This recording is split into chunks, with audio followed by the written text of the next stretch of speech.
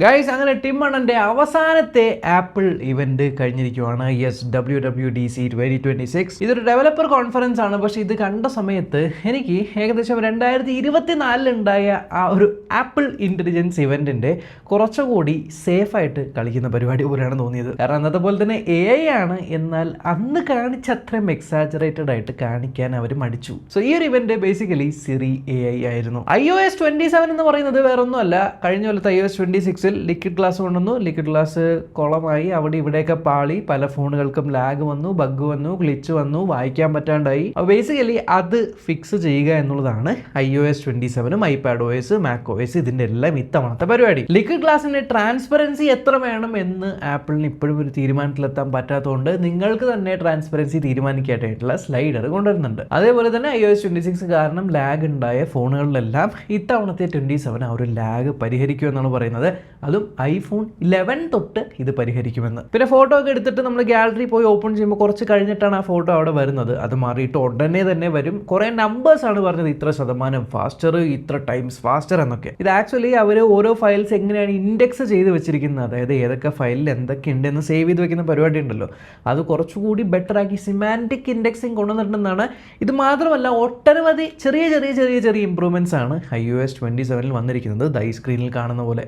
സാധാരണ നമ്മൾ WWDC ഇവന്റുകളിൽ കണ്ടുവരാത്ത എന്നാൽ ബോറടിച്ച ഒരു സെഗ്മെന്റ് ആയിരുന്നു ഇത്തവണ. ചൈൽഡ് സേഫ്റ്റി ഫീച്ചേഴ്സിനെ പറ്റി കുറേ അധികം സംസാരിച്ചു. ബേസിക്കലി നമ്മൾ ചൈൽഡ് അക്കൗണ്ട് സെറ്റ് ചെയ്യുമല്ലോ. ഇപ്പോൾ ആൻഡ്രോയിഡിലൊക്കെ നമ്മൾ കുട്ടികൾക്കാണ് ഫോൺ കൊടുക്കുന്നതെന്നുണ്ടെങ്കിൽ അവർക്ക് ഏതൊക്കെ ആപ്ലിക്കേഷൻ ഇൻസ്റ്റാൾ ചെയ്യാൻ പറ്റും, ഏതൊക്കെ ആപ്ലിക്കേഷൻ എത്ര നേരം യൂസ് ചെയ്യാനായിട്ട് പറ്റും, പുതിയ ആപ്ലിക്കേഷൻ ഇൻസ്റ്റാൾ ചെയ്യണമെങ്കിൽ നമുക്ക് നോട്ടിഫിക്കേഷൻ വരിക, സ്ക്രീൻ ടൈം സെറ്റാക്കുക, ഇത്തരത്തിലുള്ള പരിപാടികളാണ് ഇത്തവണ iOS 27 കൊണ്ടുവന്നിരിക്കുന്നത്. ബേസിക്കലി അവർ പറയുന്നത് വെച്ചാൽ പിള്ളേർക്ക് ചെറുപ്പം തൊട്ടേ നിങ്ങൾ ഐഫോൺ കൊടുത്തു തുടങ്ങുക, ചെറിയ ചെറിയ ചെറിയ ആപ്ലിക്കേഷൻ ഉപയോഗിച്ച് അവരെ ആ ഒരു ഇക്കോസിസ്റ്റത്തിൽ ലോക്ക് ആക്കിക്കുക. സോ ദാറ്റ് പിന്നീട് അവർ ഐഫോൺ മാത്രം ഉപയോഗിക്കുന്ന രീതിയിലേക്ക് മാറ്റാനായിരിക്കാം. ഇനി 1.5 മണിക്കൂർ ഇവന്റിന്റെ 1 മണിക്കൂറും ഉണ്ടായ ഒരു കാര്യം, സിറി AI. എനിക്കത് കഴിഞ്ഞ പ്രാവശ്യമേ തോന്നി. കാരണം അവർ ആപ്പിൾ ഇന്റലിജൻസ് എന്ന് പറഞ്ഞു കൊണ്ടുവന്നു, പുതിയ തിളങ്ങുന്ന സിറി കൊണ്ടുവന്നു, ഇറ്റ്സ് ഗ്ലോയിങ് എന്നൊക്കെ പറഞ്ഞാണ്, ഗ്ലോ ടൈം എന്നൊക്കെ പറഞ്ഞായിരുന്നു പഴയ ഇവന്റ് ഉണ്ടായത്. എന്നാൽ ആ ഒരു ഗ്ലോയും മിന്നി തിളങ്ങുന്ന സിറിയൊക്കെ ടാറ്റ ബൈ ബൈ പറഞ്ഞു പോയി. ഇപ്പോൾ ജെമിനിയാണ് വന്ന് കൂടി കയറിയിരിക്കുന്നത്. ജെമിനിയുടെ മുകളിൽ ഒരു സ്കിൻ ആയിട്ടാണ് ഇപ്പൊ സിറി. പണ്ട് 4 എഡ്ജസ്റ്റിൽ ഇങ്ങനെ തിളങ്ങുന്ന സിറി മാറിയിട്ട് ഇപ്പൊ ഡൈനാമിക് ഐലൻഡിനകത്ത് വാഴുന്ന സിറിയാണ് വരുന്നത്. ആ ഒരു ലൈഫ് അങ്ങ് പോയി സിറിയുടെ എന്ന് വേണമെങ്കിൽ പറയാം. കുറച്ചുകൂടി ഒരു പ്രീമിയം പോളിഷ്ഡ് എലഗന്റ് ഫീലായി. ആദ്യമായിട്ടാണ് ഞാൻ ആപ്പിൾ ഇവന്റിൽ ആപ്പിൾ ഗൂഗിളിനെയും ആൻഡ്രോയിഡിനെ ഒക്കെ പരാമർശിക്കുന്നത് കാണുന്നത് ഇത്തവണ. സോ അവസാനം കുറ്റസമ്മതം നടത്തി എന്ന് തോന്നുന്നു. യെസ്, അവർ തന്നെ പറഞ്ഞു ജെമിനി മോഡൽസ് നമ്മൾ ഉപയോഗിച്ച് സിറിനെ കുറച്ചുകൂടി ബെറ്റർ ആക്കുവാണ് എന്ന്. ഇനി കഴിഞ്ഞ പ്രാവശ്യത്തെ പോലെ കുറേ അധികം ആപ്പിൾ ഇന്റലിജൻസിന്റെ കുറേ എക്സാജറേറ്റഡ് ആയിട്ടുള്ള ആഡ്സ് ഉണ്ടായിരുന്നല്ലോ. ആ ഒരു മനുഷ്യനെ ഞാൻ ലാസ്റ്റ് ടൈം എവിടെയാണ് കണ്ടത് എന്ന് കാണിക്കുമ്പോൾ സിറിയൊക്കെ കാണിക്കുന്നത്, അങ്ങനെ ഒന്നും റിസ്ക് എടുക്കാൻ പോയില്ല. ഇത്തവണ ലൈവ് ആയിട്ടുള്ള ഡെമോ, അവർ റിയൽ ടൈമിൽ ഫോൺ എടുത്തിട്ട് സിറിനോട് കുറച്ച് ചോദ്യങ്ങൾ ചോദിക്കുന്നു. ഒരു കാര്യം ചോദിച്ച ശേഷം പിന്നീട് അതുമായിട്ട് കണ്ടിന്യൂഡ് ആയിട്ട് പല ടാസ്കുകൾ ഇങ്ങനെ സംസാരിച്ച് സിറിനെ കൊണ്ട് ചെയ്യിപ്പിക്കുന്നതാണ് കാണിച്ചത്. പിന്നെ സ്ക്രീനിൽ എന്താണുള്ളത്, ഇപ്പോൾ ഇൻസ്റ്റാഗ്രാം പോസ്റ്റ് കാണുമ്പോൾ ഇതെന്താണ്, ഇത് എവിടെയാണ് എന്ന് ചോദിച്ചു കഴിഞ്ഞാൽ അത് കാണിച്ചു തരും. പിന്നെ സപ്പോസ് ആരെങ്കിലും എൻ്റെ പുതിയ അഡ്രസ്സ് ഇതാണ്, അല്ലെങ്കിൽ ഞാൻ ഇവിടെയാണ് താമസിക്കുന്നതെന്ന് SMS ഒക്കെ അയച്ചിട്ടുണ്ട് എന്നുണ്ടെങ്കിൽ സിറിനോട് ഇന്ന ആൾ എവിടെയായിരുന്നു താമസിച്ചിരുന്നതെന്ന് ചോദിച്ചു കഴിഞ്ഞാൽ ആ SMS നിന്ന് പോയിട്ട് അത് നിങ്ങൾക്ക് മാപ്പിൽ കാണിച്ചു തരും. പിന്നെ സപ്പോസ് ഞാനും ഇന്ന ആളും കൂടുള്ള ഫോട്ടോസ് ഒന്ന് കാണിച്ചു തരാമോ എന്ന് പറഞ്ഞു കഴിഞ്ഞാൽ അത് മാത്രം പോയി തപ്പി കാണിച്ചു തരിക. എന്താ നിങ്ങളുടെ ആപ്ലിക്കേഷൻ്റെ ഉള്ളിൽ കൂടെ പോയി തപ്പി തിരഞ്ഞെടുക്കുന്ന പരിപാടികളാണ് ഇത്തവണ സിറി ഇന്റലിജൻസുമായിട്ട് വന്നിരിക്കുന്നത്. സിറിയുടെ ശബ്ദം കുറച്ചുകൂടി മാറിയിട്ടുണ്ട്. നമുക്ക് പല വോയിസ് സെലക്ട് ചെയ്യാമെന്ന് മാത്രമല്ല, എത്ര സ്പീഡിലാണ് സിറി സംസാരിക്കാൻ പോകുന്നത്, എത്ര പതുക്കെയാണ് സിറി സംസാരിക്കാൻ പോകുന്നത് എന്നെല്ലാം നമുക്ക് കൺഫിഗർ ചെയ്യാം.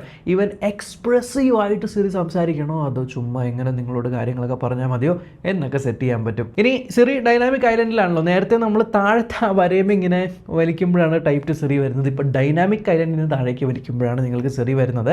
എന്തെങ്കിലും ചോദിച്ചിട്ട് വീണ്ടും താഴെ വലിച്ചു കഴിഞ്ഞാൽ ChatGPT പോലെ ഒരു നോർമൽ ചാറ്റ് കോൺവെർസേഷൻ രീതിയിലേക്ക് സിറി മാറുന്നുണ്ട്. ആൻഡ് ഡെഡിക്കേറ്റഡ് ആയിട്ട് സിറി എന്ന് പറഞ്ഞ ആപ്ലിക്കേഷനും ഉണ്ട്. അതിനകത്ത് നിങ്ങൾ ഇത്രയും നാളും സംസാരിച്ച കാര്യങ്ങളെല്ലാം തന്നെ അവിടെ കാണും. ഇനി ആപ്പിളിലെ മോസ്റ്റ് അണ്ടർ റേറ്റഡ് ഫീച്ചർ ആയിരുന്നു ഷോർട്ട് കട്ട്സ്. പക്ഷേ ഷോർട്ട് കട്ട്സ് നല്ലപോലെ ഉപയോഗിക്കാൻ അറിയണമെങ്കിൽ കൃത്യമായിട്ട് എന്തൊക്കെ എവിടെയൊക്കെ സെറ്റ് ആക്കണമെന്ന് എല്ലാവർക്കും അറിയണം. അതുകൊണ്ട് 90% ആൾക്കാരും ഷോർട്ട് കട്ട്സ് അങ്ങനെ ഉപയോഗിക്കാറില്ല. എന്നാൽ നിങ്ങൾക്ക് ഡിസ്ക്രൈബ് എ ഷോർട്ട് കട്ട് എന്ന് പറഞ്ഞ ഓപ്ഷൻ ഉപയോഗിച്ച് ജസ്റ്റ് സംസാരത്തിലൂടെ നിങ്ങൾക്കൊരു ഷോർട്ട് കട്ട് ഉണ്ടാക്കാം. അവർ കാണിച്ച ഉദാഹരണം, നിങ്ങളിപ്പോൾ ഓഫീസിൽ നിന്നും ഇറങ്ങുവാണ്, നിങ്ങളുടെ പാർട്ട്ണറിനെ അറിയിക്കണം എപ്പോഴാണ് നിങ്ങൾ വീട്ടിലെത്തുന്നത്. അപ്പോൾ ആ ഒരു ഷോർട്ട് കട്ട് പുള്ളി പറയുന്നത് എന്താണെന്ന് വെച്ചാൽ, ഞാൻ ഓഫീസിൽ നിന്ന് ഇറങ്ങുമ്പോൾ ഇന്ന ആൾക്ക് ഞാൻ എത്ര നേരത്തിനുള്ളിൽ ഇന്ന സ്ഥലത്ത് എത്തുമെന്ന് SMS ആയിട്ട് അയച്ചു കൊടുക്കൂ.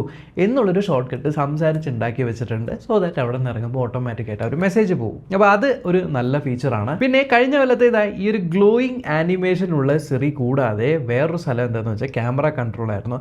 നമ്മൾ ക്യാമറ കൺട്രോൾ ഇങ്ങനെ അമർത്തി കഴിഞ്ഞാൽ ക്യാമറ ഓപ്പൺ ആവും. പക്ഷേ ക്യാമറ കൺട്രോൾ നമ്മൾ അമർത്തി പിടിച്ചു കഴിഞ്ഞാൽ ഈ കാണുന്നതാണ് വിഷ്വൽ ഇൻ്റലിജൻസ്. ഇത് ക്യാമറ കൺട്രോൾ ബട്ടൺ ഉള്ള ഐഫോണുകൾക്ക് മാത്രമേ ഉണ്ടായിരുന്നുള്ളൂ. അന്ന് ഞാൻ വിചാരിച്ചു ഇത് എത്ര ഡംബായിട്ടുള്ള കാര്യമായിരുന്നു, കാരണം ക്യാമറ ആപ്ലിക്കേഷനുള്ളിൽ തന്നെ വെച്ചാൽ പോരെ എന്ന്.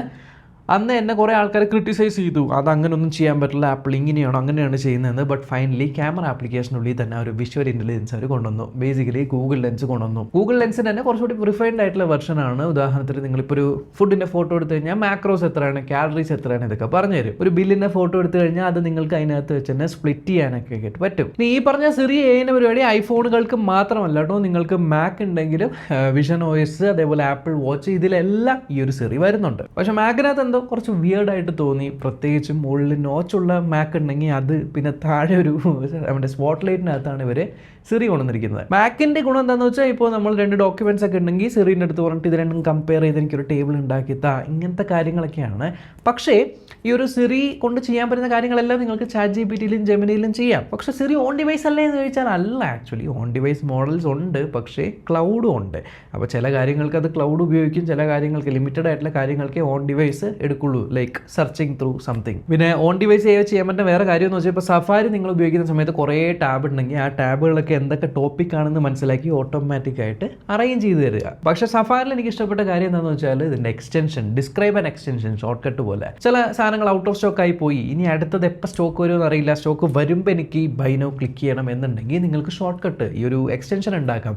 ഇന്ന വെബ്സൈറ്റിൽ ഈ ബൈ നൗ വരുന്ന സമയത്ത് എന്നെ ഒന്ന് അറിയിക്കുക എന്ന് പറഞ്ഞൊരു എക്സ്റ്റൻഷൻ ഉണ്ടാക്കിയാൽ അത് നിങ്ങൾ അറിയിക്കും. അപ്പോൾ ആ ഒരു വെബ്സൈറ്റ് ഫുൾ ടൈം ഓപ്പൺ ആക്കി വെക്കേണ്ട കാര്യമില്ല. പക്ഷേ ഏറ്റവും മൈൻഡ് ബ്ലോയിങ് ആയിട്ട് തോന്നിയ കാര്യം എന്താണെന്ന് വെച്ചാൽ പാസ്വേഡുകളില്ലേ. ഇപ്പോൾ നമ്മൾ പല വെബ്സൈറ്റുകൾക്കും ചിലപ്പോൾ ഒരേ പാസ്വേഡ് ഉപയോഗിക്കും, അല്ലെങ്കിൽ പല പാസ്വേഡുകൾ ഉപയോഗിക്കും ഓർത്തിരിക്കാൻ എളുപ്പമുള്ള. പക്ഷെ അതൊക്കെ ലീക്ക് ആയിട്ടുണ്ട് എന്നുണ്ടെങ്കിൽ ഈ ഒരു ആപ്പിൾ ഇൻ്റലിജൻസ് സിറിയെ ഈ വെബ്സൈറ്റുകളിൽ കൂടെ എല്ലാം പോയിട്ട് നിങ്ങൾക്ക് വേണ്ടി അതിലുള്ള പാസ്വേഡുകളെല്ലാം നല്ല ഹൈ ക്വാളിറ്റി പാസ്വേഡുകളായിട്ട് സിറി തന്നെ മാറ്റി നിങ്ങളുടെ പാസ്വേഡ് ആപ്ലിക്കേഷനിൽ സ്റ്റോർ ചെയ്യും. ഐ മീൻ നിങ്ങളൊന്ന് പെർമിഷൻ കൊടുത്താൽ നിങ്ങൾ അറിയാതെ ബാക്ക്ഗ്രൗണ്ടിൽ ഇതൊക്കെ ഓട്ടോമാറ്റിക്കലി അപ്ഡേറ്റ് ചെയ്തുകൊണ്ടിരിക്കും. സോ നെക്സ്റ്റ് ടൈം നിങ്ങളുടെ ജിമെയിലിലെ പാസ്വേഡ് എന്താണെന്ന് ചോദിച്ചാൽ നിങ്ങൾക്ക് ഓർമ്മ ഉണ്ടാവില്ല, അത് പാസ്വേഡ്സ് ആപ്ലിക്കേഷനകത്തേ ഉണ്ടാവുള്ളൂ. ദാറ്റും ഒരു വലിയ സ്ട്രിങ് ആയിരിക്കും, സിറിനോട് ചോദിക്കേണ്ടി വരും.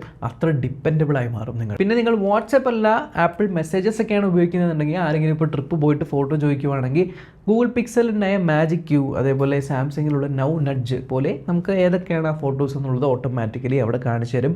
ഒറ്റ ടാപ്പിൽ സെൻഡ് ചെയ്യാൻ, അല്ലെങ്കിൽ ഇപ്പോൾ ഇന്ന സമയത്ത് നമുക്ക് ഡിന്നറിന് പോകാമെന്ന് പറഞ്ഞാൽ അത് ഓട്ടോമാറ്റിക്കായിട്ട് കലണ്ടറിൽ ആഡ് ചെയ്യുക, ഇന്ന സാധനം വാങ്ങിക്കുക എന്ന് പറഞ്ഞാൽ അത് ടു ഡു ലിസ്റ്റിലേക്ക് ആഡ് ചെയ്യുക, ഇങ്ങനത്തെ സജഷൻസ് ഒക്കെ തരും. പക്ഷേ ഇവിടെ പ്രശ്നം എന്ന് വെച്ചാൽ ഇപ്പോൾ കാണിച്ച എക്സാമ്പിളല്ല, ഇപ്പോൾ നിങ്ങൾക്ക് ആപ്പിൾ മെയിൽ, അതായത് ആപ്പിളിൻ്റെ മെയിൽ ആപ്ലിക്കേഷൻ്റെ അകത്തൊരു മെയിൽ വരുമ്പോൾ അത് ഓട്ടോമാറ്റിക്കായിട്ട് ആപ്പിൾ കലണ്ടറിൽ പോവുക, ആപ്പിൾ റിമൈൻഡറിൽ പോവുക, അല്ലെങ്കിൽ അതിനകത്ത് ഇപ്പോൾ ലൊക്കേഷൻ കൊടുത്തിട്ടുണ്ടെങ്കിൽ ആപ്പിൾ മാപ്സിൽ പോവുക, അല്ലെങ്കിൽ മെസ്സേജസ് ഒക്കെ അയക്കുക ആപ്പിൾ മെസ്സേജസിനകത്തേക്ക് നിങ്ങൾ മെസ്സേജ് അയക്കും എന്ന് പറയുമ്പോൾ പോവുക. ബേസിക്കലി എല്ലാം ആപ്പിൾ ആപ്ലിക്കേഷൻസിൻ്റെ ഇടയിലാണ് ഈ കമ്മ്യൂണിക്കേഷൻ പറയുന്നത്.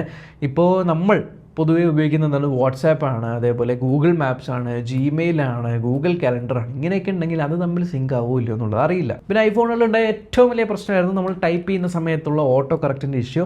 അത് എയുമായിട്ട് ലിങ്ക് ആയിരിക്കുന്നുണ്ട്. ഇപ്പോൾ ആ ഒരു ഓട്ടോ കറക്റ്റ് പങ്ക്ച്വേഷനൊക്കെ കുറച്ചുകൂടെ ബെറ്റർ ആക്കും എന്ന് പറയുന്നു. ദാറ്റ്സ് കുറേ നാളായിട്ട് നമ്മൾ ചോദിച്ചിരുന്നൊരു അപ്ഡേറ്റ് ആണത്. പിന്നെ നമ്മൾ ആരും ഉപയോഗിക്കാത്ത ഇമേജ് പ്ലേ ഗ്രൗണ്ട് എന്ന് പറയുന്ന ഒരു അവറ്റാർസ് പോലെ ഇമേജ് ക്രിയേറ്റ് ചെയ്യുന്ന സാധനം കുറച്ചുകൂടി യൂസ്ഫുൾ ആയിട്ടുണ്ട്. ബിക്കോസ് ജെമിനി ഉണ്ട് എന്നുള്ളതുകൊണ്ട് നിങ്ങൾക്ക് high quality high resolution realistic ആയിട്ടുള്ള ഫോട്ടോസ് ഉണ്ടാക്കാനായിട്ട് പറ്റും. പക്ഷേ അത് ഫ്രീ അല്ല, അതിന് ലിമിറ്റേഷൻസ് ഉണ്ട്. അതായത് ഡെയിലി ഇത്ര ഉണ്ടാക്കാൻ പറ്റില്ലെന്നുണ്ട്. ഹൈക്ലോഡ് പ്ലസ് യൂസേഴ്സിന് കുറച്ച് കൂടുതൽ ഉണ്ടാക്കാനായിട്ട് പറ്റും. അതൊക്കെ അവർ ഏറ്റവും താഴെ ടേംസ് ആൻഡ് കണ്ടീഷൻസിലാണ് എഴുതി വെച്ചേക്കുന്നത്. പിന്നെ ഏറ്റവും ആൾക്കാർ ക്രിട്ടിസൈസ് ചെയ്തുകൊണ്ടിരുന്ന കാര്യം, അതായത് ക്ലീനപ്പ്, ഫോട്ടോയിൽ ഒബ്ജക്റ്റ് എന്തെങ്കിലും എറേസ് ചെയ്ത് കളയുമ്പോൾ ഭയങ്കര വിയേർഡ് ആയിട്ടായിരുന്നു. ആപ്പിൾ ഇൻ്റലിജൻസ് വന്ന കാലം തൊട്ട് ആൾക്കാർ കളിയാക്കി കൊണ്ടുവന്ന സാധനമാണ്. അത് ഫൈനലി ആ ഒരു ക്ലീനപ്പ് ബെറ്റർ ആയിട്ടുണ്ട്. Basically I think till now അവർ ഓൺ ഡിവൈസ് മോഡൽ മാത്രമാണ് ഉപയോഗിച്ചിരുന്നത്. ഇപ്പോൾ അവർ ഓൺ ഡിവൈസ് മോഡലും കുറച്ചുകൂടി ആ ഒരു പ്രൈവറ്റ് ക്ലൗഡ് കമ്പ്യൂട്ടിൻ്റെ ഒക്കെ ഉപയോഗിച്ചിട്ട് കോംപ്ലക്സ് ആയിട്ടുള്ള റേസിങ് കാര്യങ്ങളൊക്കെ റെഡിയാക്കിയിട്ടുണ്ട്. പിന്നെ ക്ലോസപ്പ് ആയിട്ടുള്ള ഫോട്ടോ കുറച്ചൊന്ന് എക്സ്പാൻഡ് ചെയ്യണമെന്നുണ്ടെങ്കിൽ ഓട്ടോമാറ്റിക്കായിട്ട് എക്സ്പാൻഡ് ചെയ്യാനായിട്ട് പറ്റും. പിന്നെ ഓൾറെഡി ഒരു ഫോട്ടോ എടുത്തു, പക്ഷേ അതിൻ്റെ ആംഗിൾ ശരിയായില്ല എന്നുണ്ടെങ്കിൽ ആ ഒരു സ്പേഷ്യൽ ഫോട്ടോ ഇല്ലേ, നമ്മളിങ്ങനെ 3D ആയിട്ട് കാണാൻ പറ്റുന്ന ആ ഒരു സ്പേഷ്യൽ ഫോട്ടോ പോലെ ആക്കിയിട്ട് നമുക്ക് അഡ്ജസ്റ്റ് ചെയ്തിട്ട് ബാക്കിയുള്ള സ്ഥലം മാത്രമേ ഉപയോഗിച്ച് ഫില്ല് ചെയ്യാൻ പറ്റുന്ന പരിപാടിയൊക്കെ ഉണ്ട്. സംഭവമൊക്കെ കേട്ടപ്പോൾ അത്യാവശ്യം ആപ്പിൾ നല്ലൊരു ഡയറക്ഷനിലേക്കാണ് പോകുന്നതെന്ന് തോന്നിയെങ്കിലും അവസാനം ഒരു കാര്യം അറിഞ്ഞപ്പോൾ ഒരു ചെറിയ സങ്കടമുണ്ട്. കാരണം നിങ്ങൾക്കറിയാലോ, iPhone 16 ഇറങ്ങിയ സമയത്ത് iPhone 16 made for apple intelligence എന്ന് പറഞ്ഞാണ് iPhone 16 Pro ഒക്കെ തുടങ്ങിയത്. അതിനുശേഷം iPhone 17 ഇറങ്ങിയപ്പോൾ iPhone 16 ബേസ് മോഡലിൽ ആപ്പിൾ ഇൻ്റലിജൻസ് കിട്ടൂലെങ്കിലും iPhone 15 Proയിലും അതേപോലെ 16 Proയിലും ബേസ് മോഡൽ 70 നിങ്ങൾക്ക് ആപ്പിൾ ഇൻ്റലിജൻസ് കിട്ടിക്കൊണ്ടിരുന്നു. ഇവർ പറയുന്നത് ആപ്പിൾ ഇൻ്റലിജൻസിന് ഈ പുതിയ Siri AI നിങ്ങൾക്ക് 17 കിട്ടൂല. 17 Pro, 17 Air, അതായത് 12 GB RAM ഉള്ള ഐഫോണുകളിൽ മാത്രമാണ് 17 Pro, Pro Max, 17 Airൽ മാത്രമാണ് കിട്ടുന്നത്. ആൻഡ് ചില മാക്ക് മോഡൽസിലും അവർ കാണിച്ചിട്ടുണ്ട്. ആപ്പിൾ വാച്ച് അൾട്ര 1 ഒന്നുമില്ല, അൾട്ര 2 ആൻഡ് എബോ ഒക്കെ ഉള്ളൂ. So I don't know, Apple ഇൻ്റലിജൻസിന് വേണ്ടി ആൾക്കാർ iPhone 17 വാങ്ങിച്ചിട്ട് ആ ഒരു ഫീച്ചർ അതിനകത്തില്ല. ദാറ്റ്സ് എന്തെങ്കിലുമൊക്കെ ഒന്ന് ചെയ്യായിരുന്നു അവർക്ക്. സോ നിങ്ങൾക്ക് എന്താണ് തോന്നുന്നത് ഈ പുതിയ Siri AI പറ്റി? എന്തായാലും കിട്ടിയിട്ടുള്ള ഇപ്പോൾ ഡെവലപ്പർ ബീറ്റ ഇറങ്ങിയിട്ടുണ്ട്. അതിനുശേഷം എനിക്ക് തോന്നുന്നു ജൂലൈയിൽ പബ്ലിക് ബീറ്റ ഇറങ്ങും. ബീറ്റ യൂസേഴ്സ് ആരെങ്കിലും ഉണ്ടെങ്കിൽ ഡൗൺലോഡ് ചെയ്യാം. പിന്നെ ദിസ് ഫോൾ എന്നാണ് പറഞ്ഞിരിക്കുന്നത് ആക്ച്വൽ വേർഷൻ ഇറങ്ങുന്നത്. അത് പൊതുവേ iPhone 18 Pro, Pro Max ഇറങ്ങുന്നതിനൊപ്പമാണ്. iPhone 18 ഇറങ്ങുന്നില്ലല്ലോ ഇത്തവണ. സോ അതൊക്കെയാണ് WWDC അഥവാ വേൾഡ് വൈഡ് ഡെവലപ്പർ കോൺഫറൻസ് 2026 നടന്നത്. ചാനൽ ആദ്യമായിട്ട് കാണുമെങ്കിൽ സബ്സ്ക്രൈബ് ചെയ്യാൻ മറക്കണ്ട. Until next time, by.